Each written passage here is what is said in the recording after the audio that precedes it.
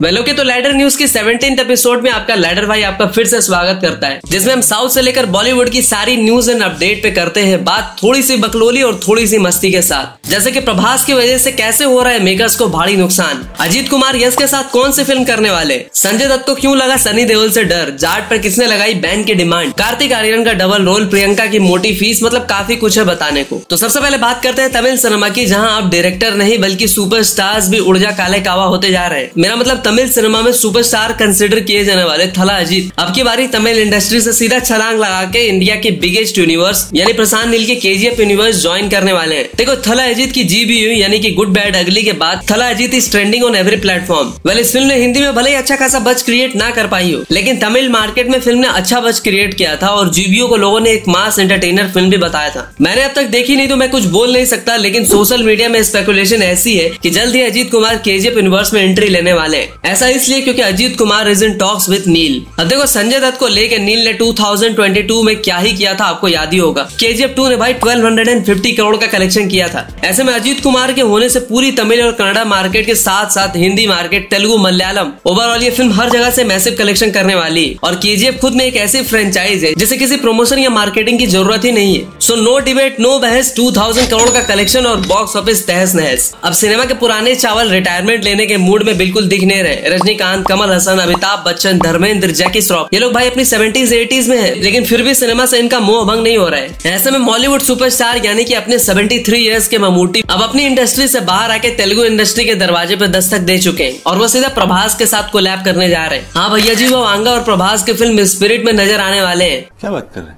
But ये अभी तक एक रूमर है। देखो, ममूटी एक one of the finest actor है और कुछ टाइम पहले उन्होंने पूरी इंडिया को एक बिल्कुल ही नया सिनेमा लाकर दिखाया था, इस ब्रह्मयुगम। अगर उनकी एंट्री इस फिल्म में होती है तो वांगा उनका भरपूर इस्तेमाल करेंगे और स्क्रीन पे होगा वायलेंस का नंगा नाच। तो अब बात करते हैं सलमान खान की, जिन्होंने अभी ठीक से चैन की सांस भी नहीं ली थी कि फिर से एक डेथ थ्रेट आ गया और इस बार थ्रेट देने वाले ने सीधा बॉम्ब से पूरी कार उड़ाने की धमकी दी है। अब सलमान खान के लिए थ्रेट्स ऐसे हो गए हैं जैसे कि स्पैम कॉल्स, मतलब रोज कोई मुंह उठा के आ जाता है और थ्रेट देकर चला जाता है। लेकिन इस थ्रेट की वजह से सलमान और सलमान से जुड़े लोगों को और भी प्रॉब्लम्स का सामना करना पड़ सकता है। पहले उनकी सिक्योरिटी इतनी टाइट है, ऊपर से अब थ्रेट के बाद सलमान का बाहर आना जाना भी बंद हो सकता है, जिससे कि फिल्म प्रोड्यूसर्स की खटिया खड़ी होने वाली है। सलमान की बात कर ही रहे हैं तो आपको ये भी बता दें कि सलमान खान की अगली प्रोजेक्ट गंगाराम अब सेल्ड हो गई है, क्योंकि सलमान के फैंस सिकंदर के बाद उनसे काफी नाराज थे और लोग कह रहे थे कि भाई सलमान की आने वाली फिल्म गंगाराम भी एक वही सलमान की बाकी फिल्मों की तरह टॉर्चर वाली फिल्म होने वाली है और सलमान खान फैंस नहीं चाहते थे कि सलमान ये फिल्म करे। ऐसे में सलमान ने इतने टाइम के बाद अपने फैंस की सुनी है और ये फिल्म छोड़ दी है और इस फिल्म में उनके साथ संजय दत्त भी होने वाले थे। लेकिन अब न्यूज ऐसी है कि सलमान के बजाय ये फिल्म आयुष शर्मा को मिली है। लेकिन मैं कहूंगा कि ये उससे भी बड़ी गलती है। मतलब कितने मौके दोगे इस बंदे को? आज तक इसने 3 फिल्में करी हैं, लवरात्रि, अंतिम एंड रुसलन, और तीनों की तीनों डिजास्टर।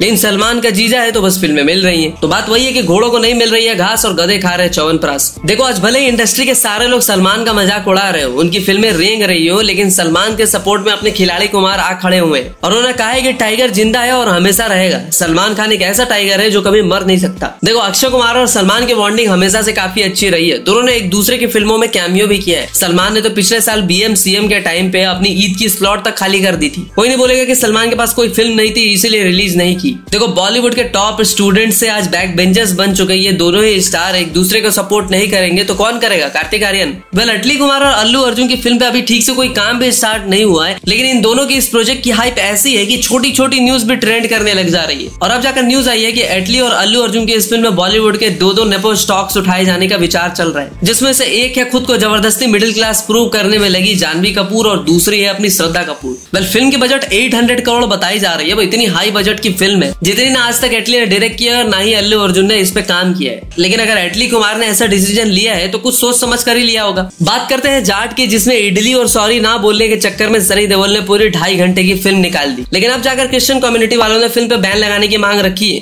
क्योंकि आपने भी नोटिस किया होगा कि फिल्म का वो सीन जहां राणा तुंगा यानी कि रणदीप हुड्डा खुद को रावण दिखाता है, उसके बाद वो चर्च में जाकर जीसस के सामने कुछ उसी पोस्टर में खड़ा हो जाता है। ऊपर से चर्च में वायलेंस वगैरह होते हुए भी दिखाया जाता है, जिसको लेकर क्रिश्चियन कम्युनिटी भड़क जाती है और फिल्म को बैन करने की डिमांड भी रख देती है। लेकिन बात करें जाट के क्रेज की, तो अप्रैल में जाट का क्रेज ऐसा क्रिएट हुआ था कि बाकी फिल्में भाई उसे सीधी टक्कर लेने से डर रही है और ऐसा ही कुछ हुआ संजय दत्त, मौनी रॉय, सनी सिंह की आने वाली फिल्म भूतनी के साथ। पहले फिल्म 18 अप्रैल को रिलीज होने वाली थी, लेकिन अब इसे पोस्टपोन करके 1 मई को कर दिया गया। और मेकर्स ने फनी वे में कहा है कि इंसान मोहब्बत वाली डेट फिक्स कर सकता है, भूतने के आने के नहीं। वो कब आएगी, कैसे आएगी, ये सिर्फ वही जानती है। लगा था कि 18 अप्रैल को आएगी, लेकिन अब आ रही है 1 मई को, तो तैयार रहना।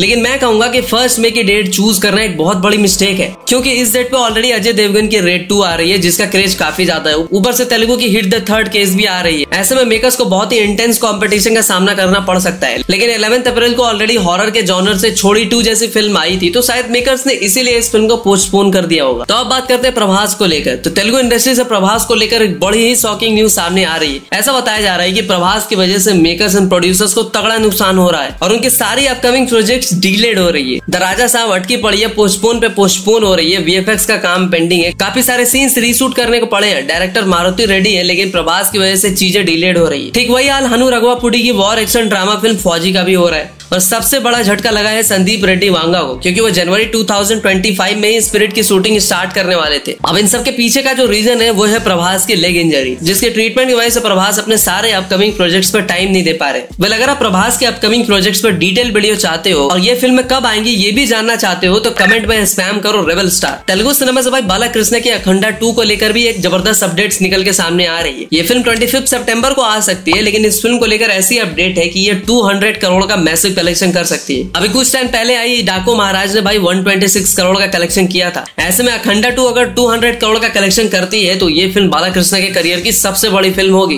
अब प्रियंका चोपड़ा, जिनकी डिमांड इंडिया में गिबली आर्ट से भी ज्यादा अचानक से बढ़ जाती है, अब उनकी डिमांड बढ़ने की वजह से उनकी मांग भी काफी ज्यादा बढ़ गई है। न्यूज आई है कि she is asking 30 crore for Krrish 4। विंग बिला के अकॉर्डिंग इस फिल्म से वो फिर से अपना बॉलीवुड कमबैक प्लान कर रही है, लेकिन 30 करोड़ की फीस भाई साहब कुछ ज्यादा नहीं हो गया? अब ऋतिक की फिल्म की बात हो रही है, तो ऋतिक को लेकर एक और न्यूज आई है कि बाकी स्टार्स की तरह अब वो भी साउथ जाने को तैयार बैठे। दरअसल वॉर 2 में उन्होंने जूनियर एनटीआर के साथ काम किया है और शायद इसीलिए जल्द ही आपको ऋतिक तेलुगु फिल्मों में भी दिखाई देने वाले। वैसे तेलुगु से उन्हें ऑफर तो बहुत पहले ही आया था, लेकिन उस टाइम पर उन्होंने बाहुबली जैसी फिल्म से डिनाई कर दिया था। अब कार्तिक आर्यन भाई अक्षय कुमार की एक और छोड़ी हुई फिल्म नाग जिला कर रहे हैं। ये तो आपको पता ही होगा, लेकिन आपको ये नहीं पता होगा कि कार्तिक इस फिल्म में 2 कैरेक्टर प्ले कर रहे हैं। मतलब काइंड ऑफ जवान जैसा कुछ देखने को मिलेगा, जहाँ एसआरके ने विलन और हीरो दोनों प्ले किया था। ऊपर से कार्तिक ने इस फिल्म के लिए 50 करोड़ की मोटी फीस भी ली है। तो अब बात करते हैं रिसेंटली रिलीज हुई फिल्मों के कलेक्शन के बारे में, जहां इंडिया नेट के मामले में जाट ने अब तक 58 करोड़ का कलेक्शन कर लिया है, तो वहीं गुड बैड अगली ने अब तक 113.51 करोड़ का कलेक्शन किया है। और दोनों ही फिल्मों को मिक्स्ड रिव्यूज मिले थे। तो भाई आज के लिए इतना ही, मिलते हैं अगली वीडियो में, तब तक के लिए हर हर महादेव।